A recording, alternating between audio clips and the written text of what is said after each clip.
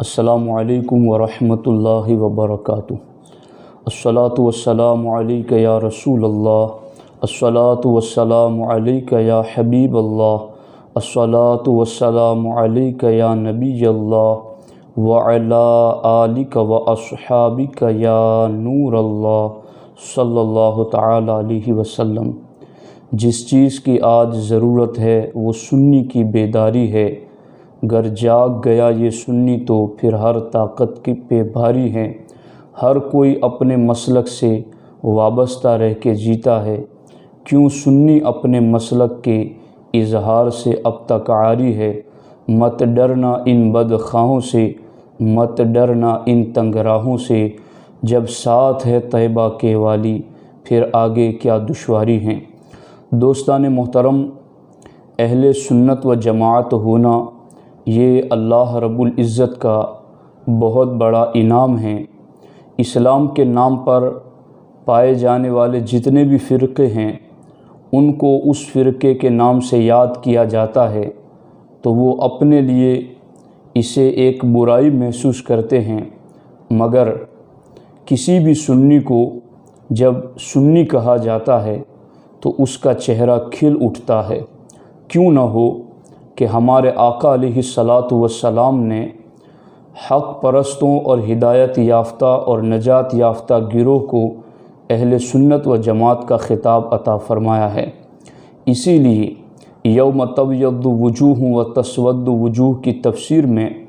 حضرت عبداللہ ابن عباس رضی اللہ تعالی عنہ یہی فرماتے ہیں، تبیض وجوہ اہل سنت والجماعہ، قیامت کے دن جن کے چہرے روشن اور چمکدار ہوں گے وہ سنیوں کے چہرے روشن اور چمکدار ہوں گے۔ اسی طریقے سے ہمارے آقا علیہ الصلاۃ والسلام نے یہ بھی فرمایا کہ میری امت 73 فرقوں میں بٹ جائے گی، والناجیۃ منہا واحدۃ، اور ان 73 میں سے ایک نجات یافتہ ہوگی۔ سرکار سے پوچھا گیا ومن الناجیہ، نجات یافتہ گروہ کون سا ہوگا؟ تو ہمارے آقا علیہ الصلاۃ والسلام نے فرمایا ہم اہل السنت والجماعہ، وہ اہل سنت و جماعت ہوں گی۔ اہل سنت و جماعت ہونا اللہ کا کتنا بڑا انعام ہے، اس کا اندازہ آپ اوحد الدین قدوۃ الکبریٰ غوث العالم میر سید اشرف جہانگیر سمنانی رضی اللہ تعالی عنہ کے ان ملفوظات سے لگائیں۔ لطائف اشرفی میں سرکار مخدوم پاک رضی اللہ تعالی عنہ ارشاد فرماتے ہیں، اعلیٰ ترین دولت و نعمت جس سے انسان سرفراز کیا گیا ہے وہ اہل سنت و جماعت ہونا ہے۔ یعنی اس دنیا میں اللہ رب العزت نے انسان کو جتنی نعمتیں عطا فرمائی ہیں ان ساری نعمتوں میں سب سے اعلیٰ اور اشرف نعمت یہی ہے کہ اللہ نے اہل سنت و جماعت کو اہل سنت و جماعت والا انعام اور نعمت عطا فرمائی ہیں۔ آپ فرماتے ہیں یہ جماعت یعنی اہل سنت و جماعت میدان الہی کے سوار اور مکان نامتناہی کے محافظ ہیں۔ یعنی یہی اہل سنت و جماعت ہیں جو اللہ رب العزت کے مقرب بندے ہیں اور اللہ رب العزت کے پسندیدہ بندے ہیں۔ سرکار مخدوم پاک رضی اللہ تعالیٰ عنہ مثنوی شریف کے آگے اشعار فرماتے ہیں، چے دولت آں کسے کے السعادت بود در مذہب سنت و جماعت، یعنی وہ شخص جو خوش نصیبی کے باعث اہل سنت و جماعت میں ہے بڑا صاحب کمال ہیں، بڑا صاحب دولت ہیں، کیونکہ اہل سنت و جماعت ہونا چے دولت آں، اس کے پاس بہت بڑی دولت ہیں۔ آگے فرماتے ہیں مراتب نیست اعلیٰ ذی شعارش، اس امتیازی نشان سے اعلیٰ تر کوئی رتبہ نہیں، مناسب نیست والا ذی دثارس، آپ فرماتے ہیں نہ اس کی اس خلعت سے بہتر کوئی منصب ہیں۔ یعنی اہل سنت و جماعت ہونا یہی سب سے بلند مرتبہ ہے اور اہل سنت و جماعت ہونا یہی سب سے بڑی پہچان اور نشان امتیاز ہیں۔ اب جو اپنے آپ کو اہل سنت و جماعت سے بال بھر بھی جدا کر لیتا ہے، اپنے آپ کو ہٹا لیتا ہے۔ آگے فرماتے ہیں بسے بے دولت و ہنجار باشد کہ سرے منہ از رہش سیار باشد۔ فرماتے وہ شخص بہت ہی بے دولت اور بے قاعدہ ہوتا ہے جو اس سنی مذہب کے راستے سے سرے منہ تجاوز کر جائے، یعنی بال برابر بھی اگر کوئی سنی مذہب سے، سنی عقائد سے اپنے آپ کو جدا کر لے تو ایسا شخص بے دولت اور بے قاعدہ ہوتا ہے۔ آپ دیکھ رہے ہیں سنی ہونا اور سنی عقائد پر قائم رہنا یہ کتنا ضروری ہے۔ یہ سرکار مخدوم پاک رضی اللہ تعالی عنہ فرما رہے ہیں کہ اس دنیا میں انسان پر اللہ نے جو سب سے بڑی نعمت جو انسان کو دی ہے وہ ہے اہل سنت و جماعت ہونا،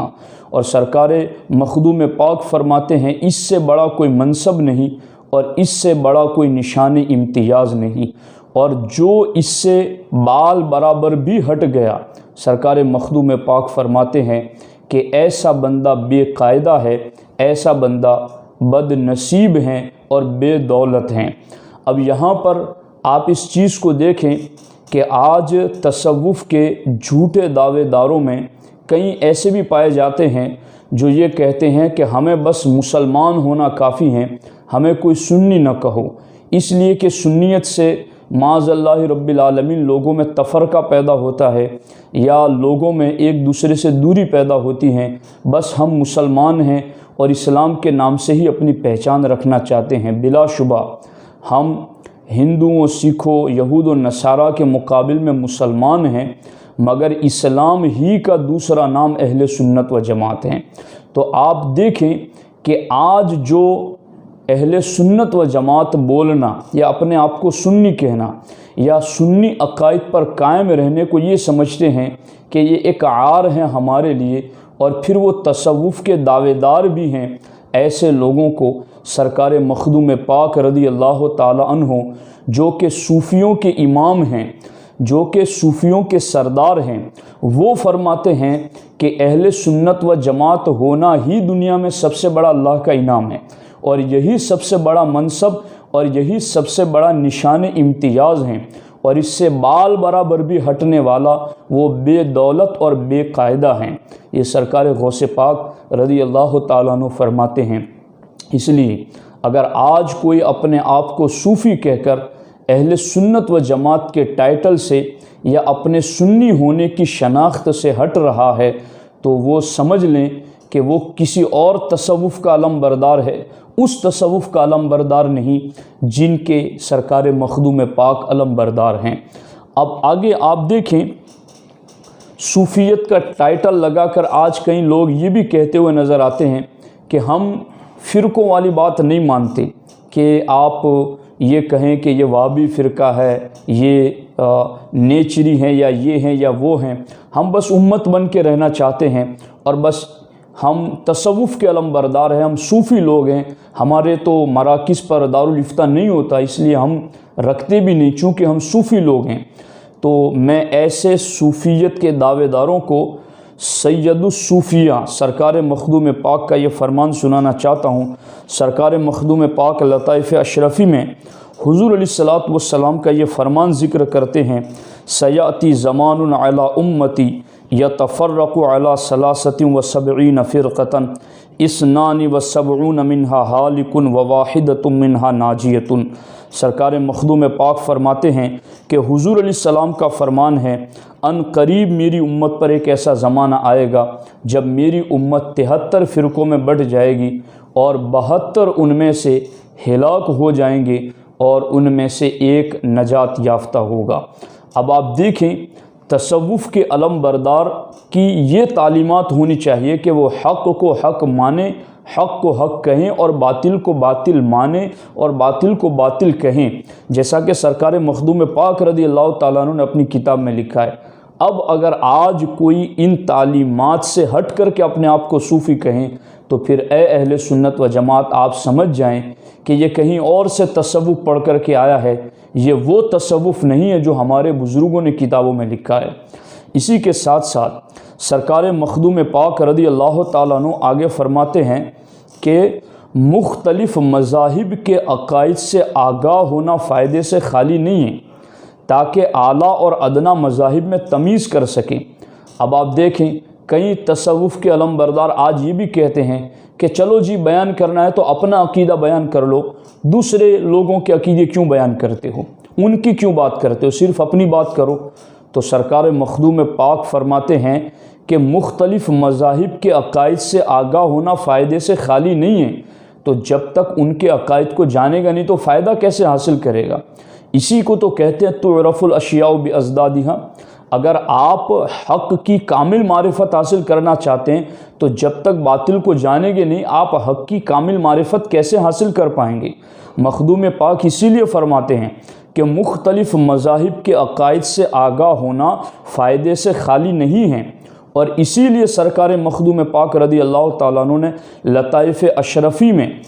سارے باطل فرقوں کا نام بھی لیا اور ان کے جو غلط عقائد تھے ان عقائد کو بھی بیان کیا ہے۔ اب اگر آج کا کوئی تصوف کا علم بردار یہ کہتا ہے کہ نہیں جی ہم تو کسی کے مذہب میں دخل نہیں دیتے، اس کے عقیدے پر بات نہیں کرتے، اور وہ اپنے آپ کو صوفی کہیں، تو پھر اہل سنت و جماعت آپ سمجھ جائیں یہ وہ تصوف نہیں ہے جس تصوف کے علم بردار سرکار مخدوم پاک تھیں، جس تصوف کی تعلیمات ہمیں سرکار مخدوم پاک نے دی ہیں۔ مخدوم پاک تو یہ فرماتے ہیں کہ باطل مذہبوں کے عقائد جانو تاکہ تم اس سے فائدہ حاصل کر سکو اور تمہیں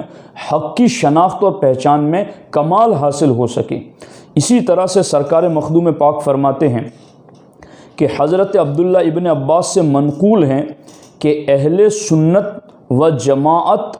10 امور کے معتقد ہیں، یعنی بالفاظ دیگر سرکار مخدوم پاک نے حضرت عبداللہ ابن عباس کی یہ روایت ذکر کی ہے کہ سنی ہونے کی 10 شرطیں ہیں۔ یہ سرکار مخدوم پاک فرماتے ہیں کہ سنی ہونے کی 10 شرطیں ہیں۔ پہلی شرط اور دوسری شرط میں صرف ذکر کرتا ہوں۔ سرکار مخدوم پاک فرماتے ہیں کہ حضرت عبداللہ ابن عباس نے فرمایا اول سنی ہونے کی 10 شرطوں میں سے پہلی شرط ہے دونوں پیروں یعنی حضرت ابو بکر اور حضرت عمر کی افضلیت کے قائل ہیں، یعنی سنی وہی ہیں جو ابو بکر و عمر دونوں پیروں کی افضلیت کے قائل ہیں کہ اس پوری امت میں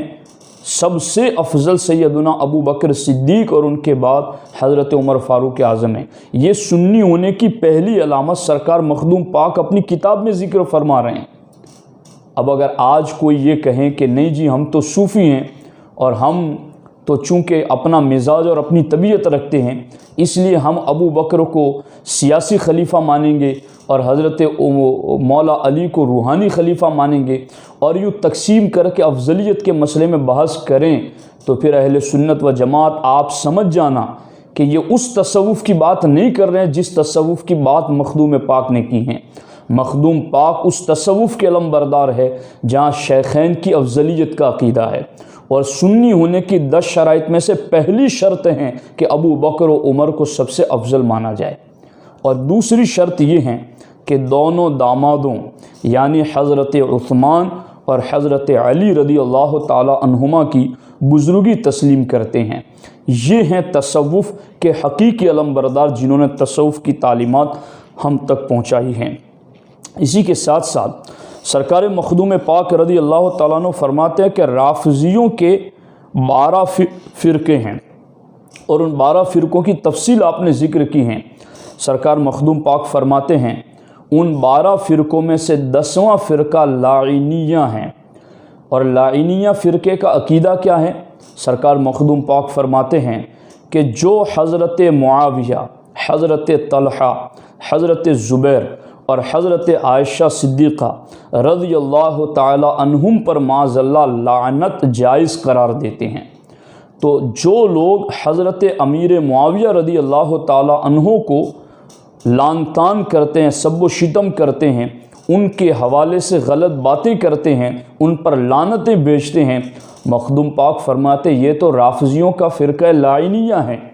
اب آج سنیت کا لیبل لگا کر کے کئی تصوف کے علم بردار حضرت امیر معاویہ رضی اللہ تعالیٰ عنہ پر طعن و تشنیع کرتے ہیں، اور اپنے آپ کو سنی بھی کہتے ہیں، اپنے آپ کو تصوف کا علم بردار بھی کہتے ہیں۔ اے اہل سنت و جماعت، اگر آپ کو کوئی ایسا صوفی نظر آئیں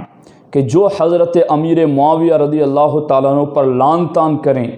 تو ایسے صوفی کو صوفی نہ ماننا، سرکار مخدوم پاک کو صوفی ماننا۔ سرکار مخدوم پاک یہ صوفیوں کے سردار اور سرخیل ہیں۔ آپ فرماتے ہیں امیر معاویہ پر لعن طعن کرنے والا وہ سنی نہیں ہے، وہ رافضیوں کا ایک فرقہ لائنیہ میں سے،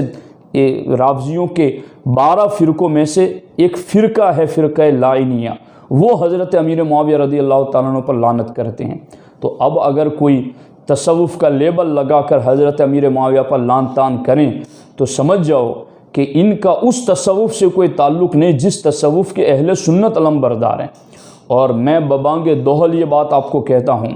کہ یہ جتنے بھی آج صوفیت کے لیبل لگا کر اہل سنت کو گمراہ کر رہے ہیں، میں نے پہلے بھی کہا تھا، آج بھی کہہ رہا ہوں کہ ان سے ان کا شجرہ نسب اور شجرہ علم پوچھوں،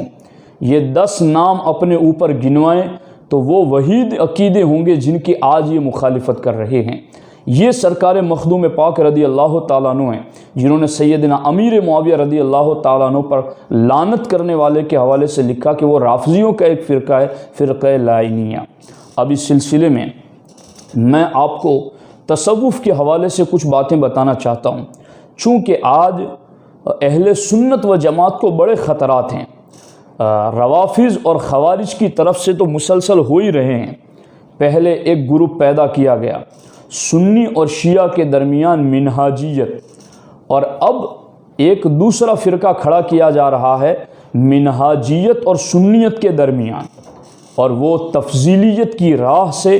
اور حب اہل بیت کے جھوٹے دعوے کے راستے سے آ کر کے اہل سنت و جماعت کے مسلمہ عقائد پر حملہ کر رہے ہیں، اہل سنت و جماعت کے اجماعی نظریات پر حملہ کر رہے ہیں،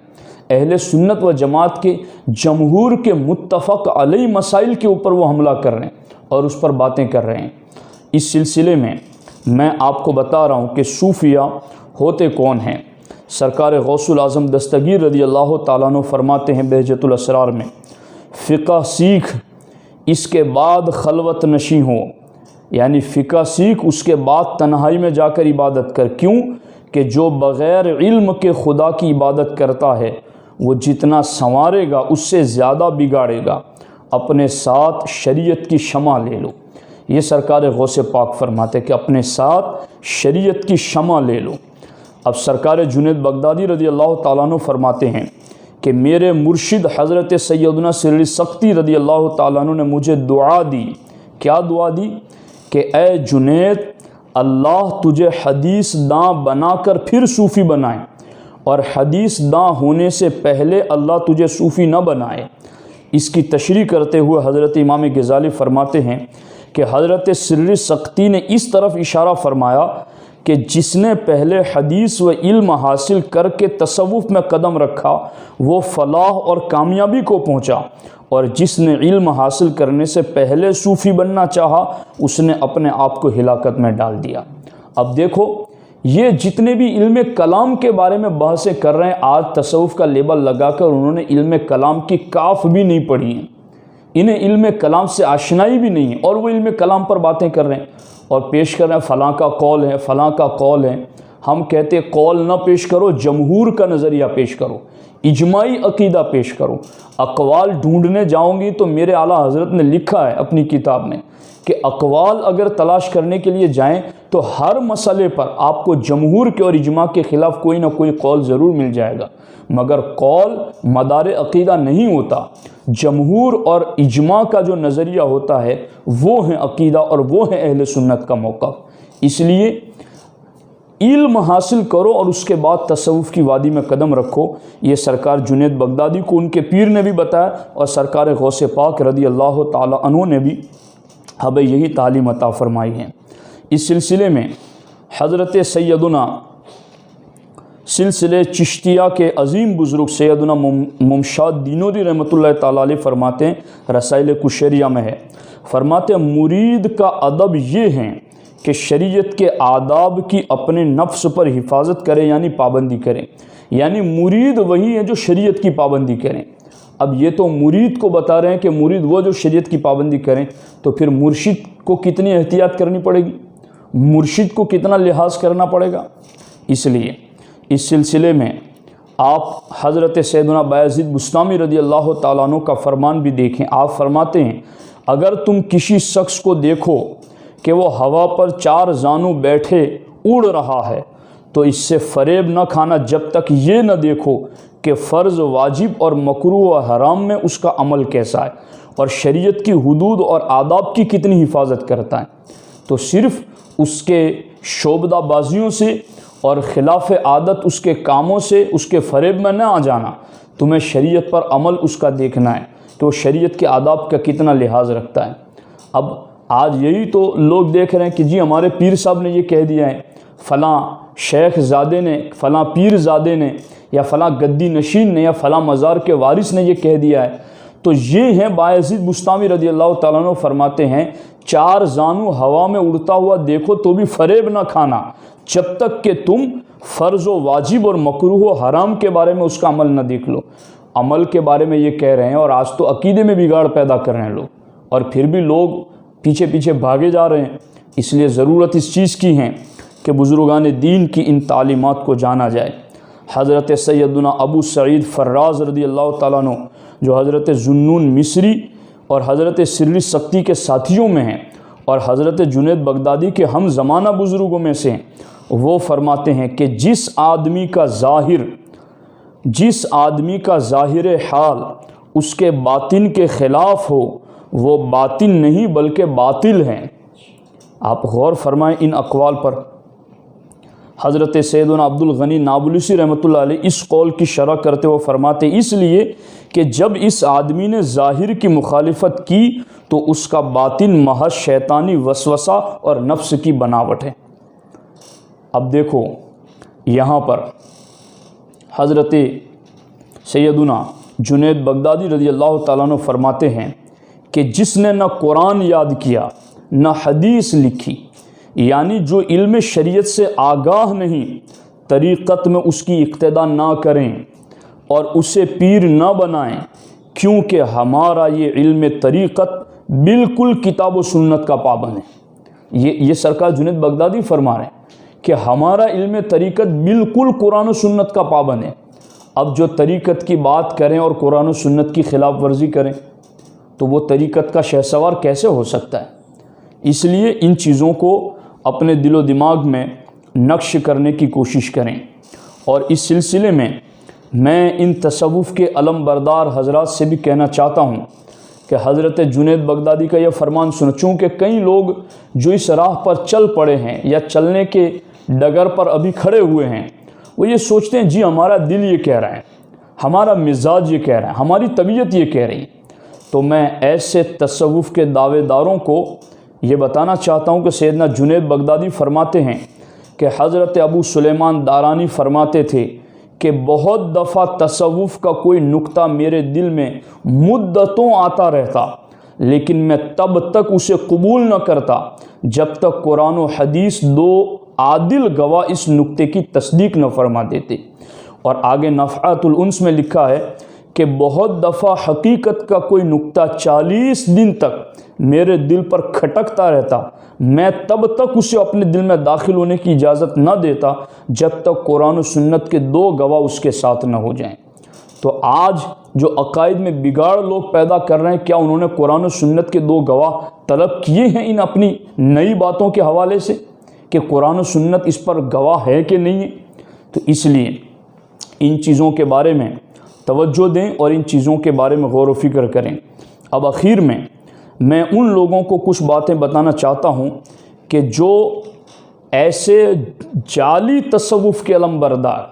جو ایسی جھوٹی باتوں کو لے کر چلتے ہیں، ان کے پیچھے بھی چل پڑتے ہیں،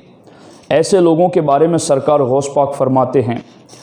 کہ اگر تیری طرف سے شریعت کی حدود میں سے کسی حد میں خلل آیا، یعنی اگر تجھ سے شریعت کی نافرمانی ہو گئی تو جان لے کہ تو فتنے میں پڑا ہوا ہے۔ اور غوث پاک فرماتے بے شک شیطان تیرے ساتھ کھیل رہا ہے، لہذا تو فوراً شریعت کے حکم کی طرف لوٹا اور اس سے لپٹ جا، شریعت سے لپٹ جا اور اپنی نفسانی خواہش کو چھوڑ دے، کیونکہ جس حقیقت کی تصدیق شریعت سے نہ ہو وہ حقیقت باطل ہے۔ یہ سرکار غوث پاک فرما رہے ہیں۔ اس لیے جن سے ایسی چوک ہوئی ہے یا ہو رہی ہے کہ وہ شریعت کے خلاف کوئی بات کر رہے ہیں یا کر چکے ہیں، تو سرکار غوث پاک آج بھی ان سے کہہ رہے ہیں کہ اگر شریعت کی حدود میں تم سے کوئی خلل آیا تو سمجھ جاؤ کہ تم فتنے میں پڑ گئے اور شیطان تمہارے ساتھ کھیل رہا ہے، اور جتنا ہو سکے اتنا جلدی واپس آ جاؤ۔ کیوں؟ اس لیے کہ جس حقیقت کی تصدیق شریعت سے نہ ہو وہ حقیقت باطل ہے، وہ حقیقت ہی نہیں ہے۔ یہ سرکار غوث الاعظم دستگیر رضی اللہ تعالیٰ عنہ فرما رہے ہیں۔ اب وہ حضرات جو پیچھے چلنے والے ہیں اندھے مقلد بن کر کے، ان کو سرکار غوث پاک کا فرمان سناؤں۔ سرکار غوث پاک فرماتے ہیں کہ جب تو اپنے دل میں کسی کی محبت یا دشمنی پائے تو اس کے کاموں کو قرآن و حدیث کے سامنے رکھ۔ اگر قرآن و حدیث کے روح سے اس کے کام پسندیدہ ہوں تو تو اس سے محبت کر، اور اگر اس اعتبار سے ناپسندیدہ ہوں، یعنی قرآن و سنت کے سامنے اس کے کام ناپسندیدہ ہوں، تو اسے ناپسند کر،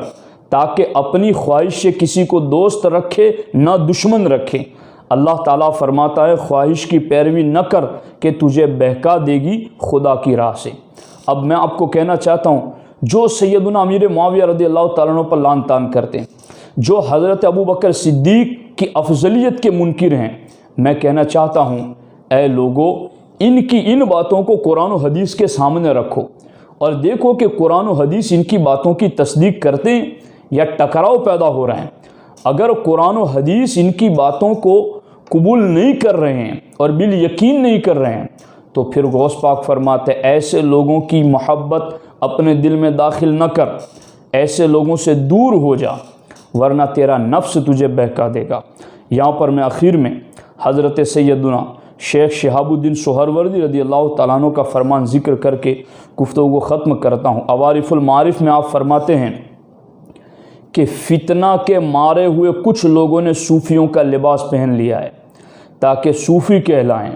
حالانکہ ان کو صوفیوں سے کچھ تعلق نہیں، بلکہ وہ دھوکے اور غلطی میں ہیں، اور وہ یہ کہتے ہیں کہ ان کے دل خالص خدا کی طرف ہو گئے اور وہی مراد کو پہنچنا ہے، اور شریعت کے طریقوں کی پابندی کرنا عوام کا کام ہے۔ ان کا یہ قول، شہاب الدین سہروردی فرماتے ان کا یہ کہنا خالص بے دینی اور زندیقی ہیں، اللہ تعالیٰ کی بارگاہ سے دور کرنا ہے، کیونکہ جس حقیقت کو شریعت رد کر دے وہ حقیقت نہیں، وہ بے دینی ہیں۔ اور پھر سرکار شہاب الدین سہروردی نے حضرت جنید بغدادی کا قول ذکر کرتے ہوئے کہا کہ چوری اور زنا کرنے والے ایسے لوگوں سے بہتر ہے، یعنی ایسے جعلی صوفی جو صوفیہ کا لباس پہن کر کے سچے اور حقیقی صوفیہ کی تعلیمات سے قوم کو برگشتہ کر رہے، ورگلا رہے ہیں، ایسے لوگوں سے ایسے لوگ بہتر ہیں۔ آج جس تصوف کی تعلیمات ہمیں میر عبد الواحد، میر اوحد الدین قدوۃ الکبریٰ غوث العالم سید اشرف جہانگیر سمنانی نے دی تھی افضلیت کے حوالے سے، یا سیدنا امیر معاویہ رضی اللہ تعالیٰ عنہ کے حوالے سے، یا اپنے سنی ہونے کے حوالے سے، وہ تعلیمات آج کے صوفیہ میں سے کئی آپ کو ایسے نظر آئیں گے کہ جو صوفیہ کی ان تعلیمات سے برگشتہ ہو گئے ہیں۔ تو پھر ہم پر لازم ہے ہم ان صوفیہ کے طریقے پر چلیں جنہوں نے اپنی کتابوں میں تصوف کو لکھا ہے۔ رسائل کشیریہ کو پڑھیے، داتا گنج بخش علی حجویری کی کشف المحجوب شریف کو پڑھیے، شیخ ابو طالب مکی کی قوت القلوب کو پڑھیے،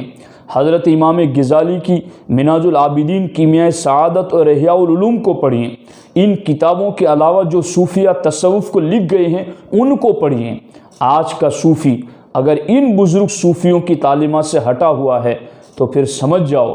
کہ انہوں نے ان بزرگ ولی جو صوفیہ تھے ان کا تصوف نہیں پڑھا، انہوں نے ایران کا تصوف پڑھا ہے، انہوں نے رافضیت کا تصوف پڑھا ہے،